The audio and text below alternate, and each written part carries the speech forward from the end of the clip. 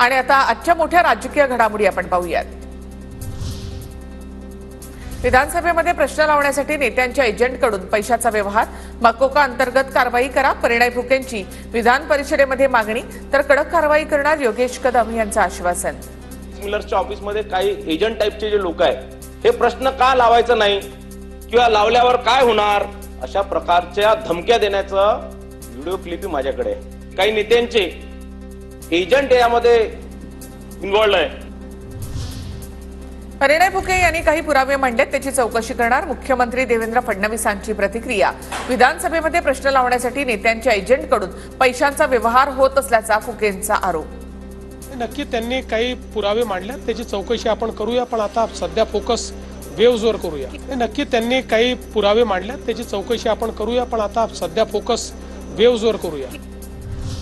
राज ठाकरे उद्धव ठाकरेंनी एकत्र यावं, सेना भवनाजवळ बॅनरबाजी, ठाकरे बंधूंनी एकत्र यावं यासाठी मराठी सेना प्रयत्नशील, तर मुंबईत गुढीपाडव्याला ठाकरे बंधू मिलन कार्यक्रमाचं आयोजन। बाळासाहेब ठाकरे यांच्या स्मृतीस्थळावर निमंत्रण पत्रिका ठेवून बंधुत्वाचा संदेश देण्याचा मराठी सेनेचा प्रयत्न।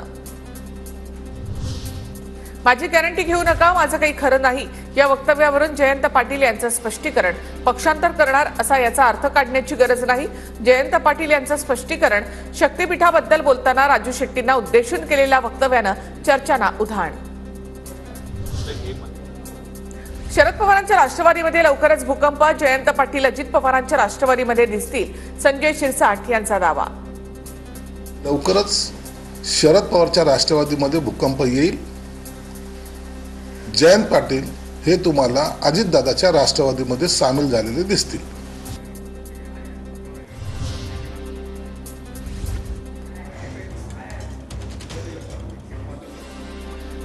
तर काही दिवसांनी लाडकी बहीण योजना बंद करतील संजय राऊतांची टीका। तर आम्ही लाडक्या बहिणींना फसवणार नाही, योग्य वेळी 2100 रुपये देऊ, मुश्रीफांकडून स्पष्ट। तर लाडकी बहीण योजना बंद होणार नाही, संजय शिरसाट यांचं वक्तव्य। नामा हा 5 वर्षासाठी आहे। आम्ही योग्य वेळेला 2100 रुपये करणार आहोत आणि योग्य वेळेला कर्जमाफी करणार आहोत। त्याची चिंता कुणी करण्याची गरज नाही, आम्ही ते योग्य वेळेला करणार आहोत।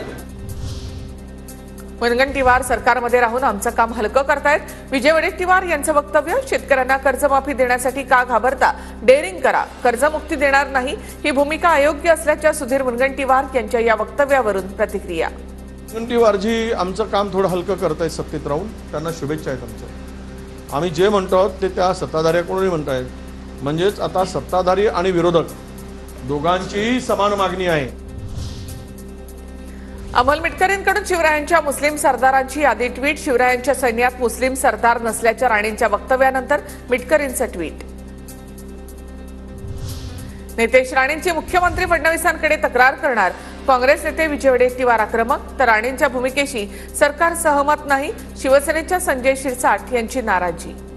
उसको मंत्री पद की शपथ इसीलिए नहीं दी गई कि हलाल होना चाहिए नहीं होना चाहिए, उसका क्या अधिकार है?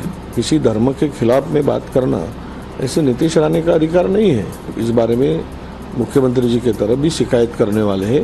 नाही, आता नितेश राणेंनी काय वक्तव्य केलं त्याच्याशी मी सहमत नाहीये आणि असे प्रश्न उपस्थित करून पुन्हा वेगळं कडे वातावरण घेऊन जाण्यापेक्षा आपण महाराष्ट्राच्या विकासावर बोललेलं कधीही चांगलं।